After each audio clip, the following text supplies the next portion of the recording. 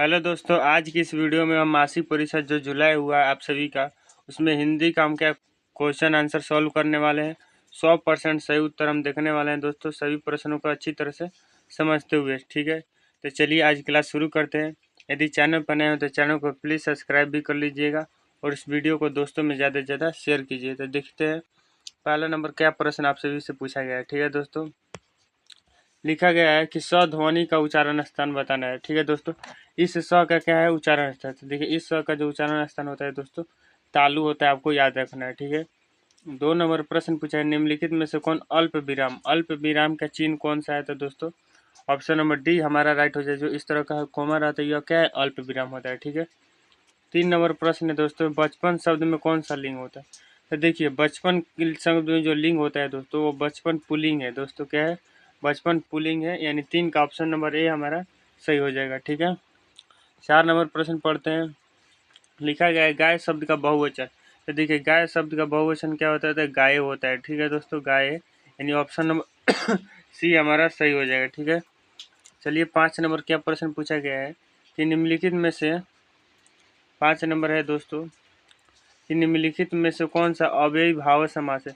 अव्ययीभाव समास दोस्तों विद्यालय नहीं है, पसेरी भी नहीं है और पीताम्बर नहीं है। ठीक है दोस्तों, यथाशक्ति जो है हमारे दोस्तों ये हमारा अव्ययीभाव समास है। ठीक है दोस्तों, आपको मालूम होना चाहिए। ठीक है, तो 6 नंबर प्रश्न पूछा गया, निम्नलिखित में से कौन व्यंजन संधि का उदाहरण। ठीक है दोस्तों, क्या बताना है, व्यंजन संधि का। तो देखिए संगम जो है दोस्तों ये हमारा व्यंजन संधि का उदाहरण, नीरस महर्षि सदैव नहीं है। ठीक है दोस्तों, अब देखिए 7 नंबर प्रश्न है दोस्तों, हे भगवान मेरी रक्षा कीजिए, इस वाक्य में कौन सा कारक है। हे भगवान जो संबोधन कर रहे हैं इसके लिए कौन सा आ जाता है, संबोधन कारक आ जाता है। ऑप्शन नंबर बी हमारा सही हो जाएगा 7 का। ठीक है दोस्तों, 9 नंबर प्रश्न, निम्नलिखित में से कौन शुद्ध शब्द है। शुद्ध शब्द आपको बताना है। तो देखिए पराधीनता होता है, तो ये नहीं, ऐसे नहीं लिखा था। पराधीनता ऐसे भी नहीं लिखा था, पराधीनता ऐसे भी नहीं लिखा था दोस्तों, पराधीनता ऐसे लिखा था। ऑप्शन नंबर डी हमारा सही हो जाएगा, आपको याद रखना है पराधीनता ऐसे लिखा था। ठीक है दोस्तों, ऑप्शन नंबर हमारा डी क्या हो जाएगा, राइट हो जाएगा। ठीक है, 9 नंबर प्रश्न पढ़िए क्या लिखा गया है।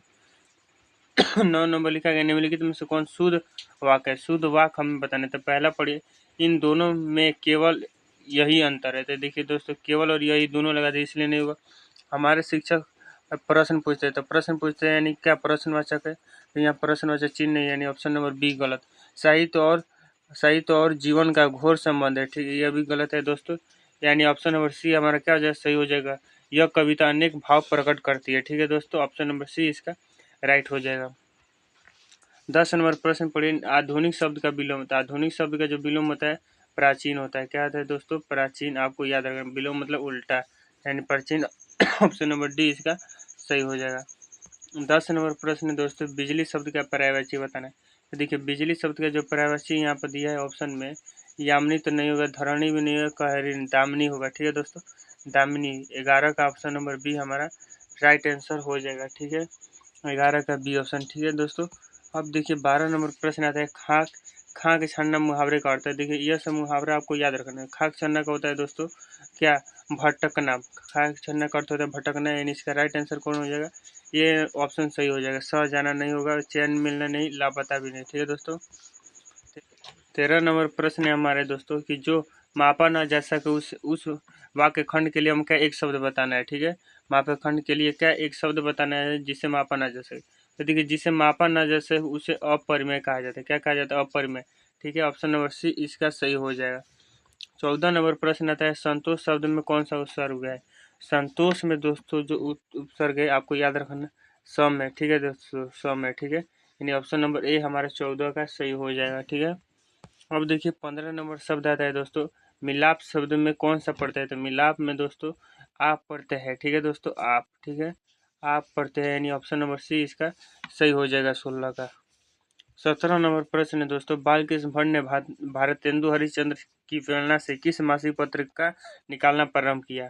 उन्होंने दोस्तों हिंदी प्रदीप निकाला था। कौन सा पत्रिका निकाला था, हिंदी प्रदीप, यानी इसका डी ऑप्शन राइट आंसर हो जाएगा। ठीक है, 17 नंबर प्रश्न है, उसने कहा था शीर्षक कहानी कब प्रकाशित हुई। तो आपको याद होगा 1915 में प्रकाशित हुई थी। ठीक है, यानी 17 का सी ऑप्शन सही हो जाएगा। 18 नंबर प्रश्न है दोस्तों, उर्वशी किसकी रचना है? तो देखिए उर्वशी जो है रामधारी सिंह दिनकर जी की रचना है और इस रचना पर इन्हें ज्ञानपीठ पुरस्कार मिला था। ठीक है दोस्तों। 19 नंबर प्रश्न, किसने कहा था अभी न जाने कितने मीलों इस देश की जनता को जाना है? तो किसने कहा था? तो दोस्तों पंडित जवाहरलाल नेहरू ने कहा था। ठीक है, यानी इसका सी ऑप्शन राइट हो जाएगा 19 का।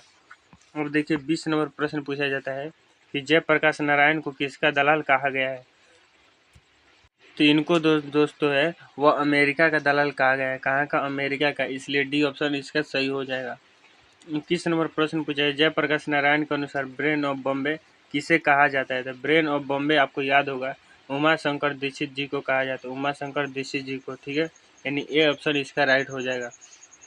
22 नंबर प्रश्न आता है, तो अर्धनारीश्वर कल्पित रूप है? तो हमने पढ़ा है अर्धनारीश्वर शंकर और पार्वती का कल्पित रूप है, इसलिए सी ऑप्शन इसका राइट हो जाएगा।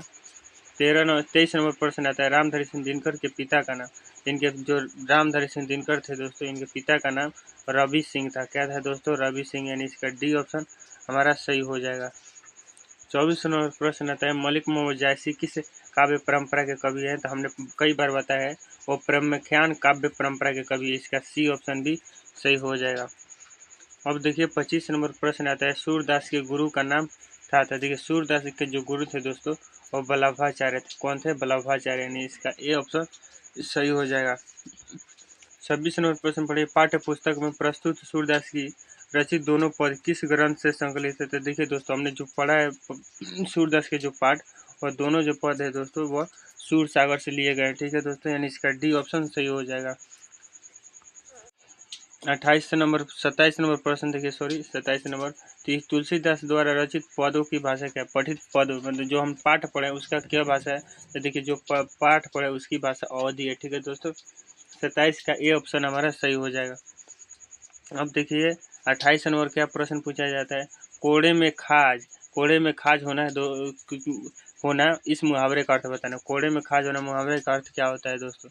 तो पहला लिखा है संकट पर संकट आना, दूसरा का लिखा है एक साथ दो लाभ होना, बेकार दखल देना, अच्छा बुरा सबको एक समान। तो देखिए दोस्तों ये ऑप्शन नहीं होगा, ऑप्शन नंबर इसका जो है दोस्तों ऑप्शन नंबर ए हमारा क्या हो जाए, इसका राइट आंसर हो जाए संकट पर संकट आना, इसके मुहावरे का है दोस्तों अर्थ है। ठीक है, आपको याद रखना है, इसका ए ऑप्शन राइट हो जाएगा।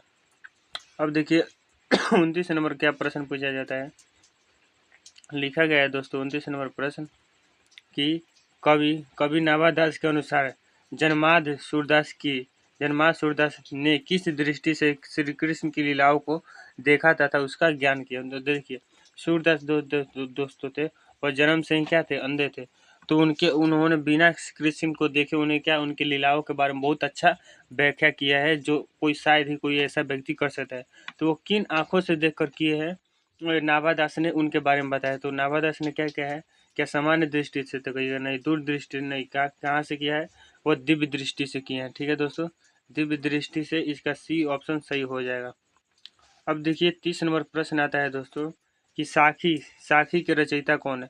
साखी के रचयिता में बताने क्या कबीरदास या सूरदास या नाभादास या तुलसीदास? तो देखिए दोस्तों काकी की जो रचयिता है हमारे वह कबीरदास है, इसका ए ऑप्शन राइट हो जाएगा। ठीक है, तो आपने 30 प्रश्नों में से कितने प्रश्न सही किए थे कमेंट बॉक्स में बता कर जाइएगा, और वीडियो अच्छी लगी तो वीडियो को लाइक कर चैनल को जरूर सब्सक्राइब कर दीजिए। ठीक है दोस्तों, मिलते हैं किसी नेक्स्ट क्लास में, धन्यवाद।